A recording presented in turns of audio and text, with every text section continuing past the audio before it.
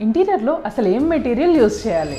Welcome to day 2 of interior tips out of 21. This is Durga from Aira interior studio Rajahmundry. ఇంటీరియర్లో core material ఏం use చేయాలి అనేది చాలా మందికి డౌట్ ఉంటుంది.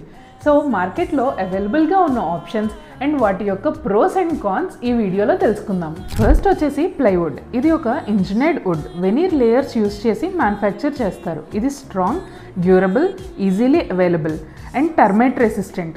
దీనిలో 3 గ్రేడ్స్ ఉన్నాయి: BWR, BWP and MR. Next వచ్చేసి HTHMR. ఇది high density, high moisture resistance board.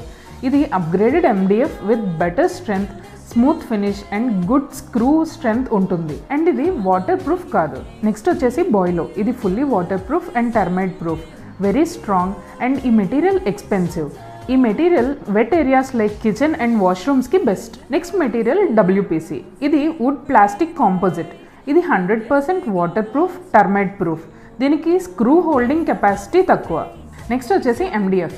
ఇది స్మూత్ ఫినిష్ ఉంటుంది, budget friendly but weak screw holding capacity.